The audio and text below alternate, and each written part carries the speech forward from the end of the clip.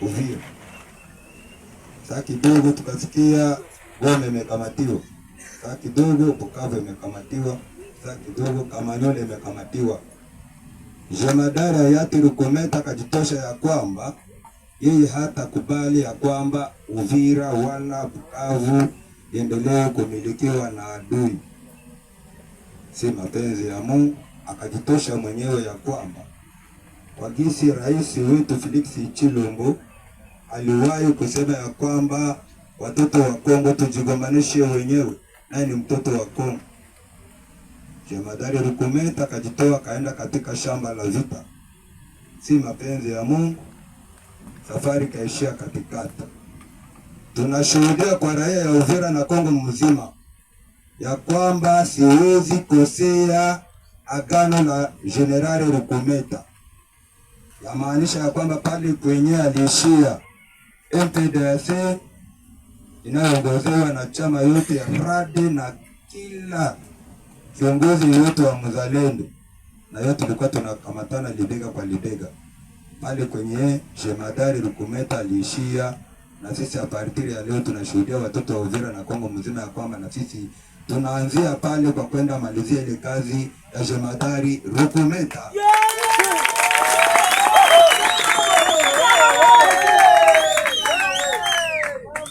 Neno yangu ya pili, tunajua ya kwamba mwasili ya Kiswahili alisemaka mtoto na nyambaka mungozi na wanamuvuvi. Tunaweza kuwa sisi watu ya MPDC tulifanya makosa baadaye ya mzee mheshimiwa hayati Rukometa kufa. Tunalomba nchi yote nzima inaweza katusamee sisi wenyewe. Mnajua baba wa nyumba kikufa, wale watoto wenyewe wanawakiaka wanakuwaka na vitu vya mingi sana pale nyuma. Tunajua mazingira ya Kongo, lakini tuko tayari, na wakati tulifika kwa wakati huu tuliungana mkono kwa mkono ya kusema ya kwamba hakuna yoyote anaweza tena kavurugana tena MPDC wakati tusha simama na kujiongoza pamoja na RADE yenyewe na tuongoza. Neno ya pili, mashauri yote na hiyo ya kwamba tulizingatia kwa uongozi wenyewe ulishimikiwa kwamba na mimi ndio nimeroa wao, lakini na hiyo kwamba tunazingatia sheria zote tulivyowahi kusema ya kwamba tunapaswa kuzingatia na kuungana mkono na wengine wa viongozi kwa kufuatana na viongozi wenye wanapotushimamia ordre zenye ziko. Tunashuhudia katika eneo yenye ya Kasenga ya marehemu hayati Rukometa inaongozewa na Omari na Mutaga, raia kuihuru, hakuna tena risasi takapolia tena mji wa Kasenga, isipokuwa uongozi utajua risasi ililia namna gani, ililia juu ya nini.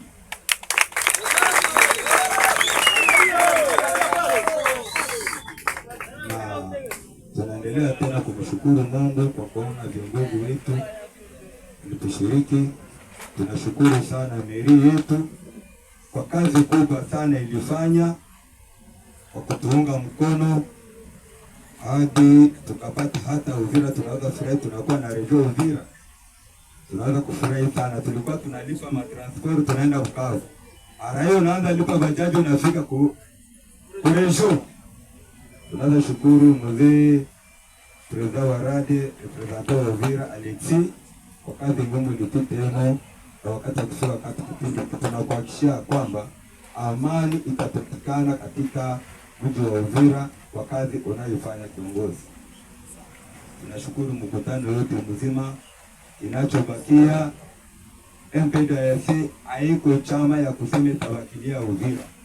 MPDC kwa muungano wote wa makoalisio yenye ilikuwa na MPDC hii na shabaha yao ni kugomboa maeneo yote yenye M23 inashikilia. Atakika leo muandike date ya leo, utasikia kazi ya MPDC. Asante wangu. Asante sana.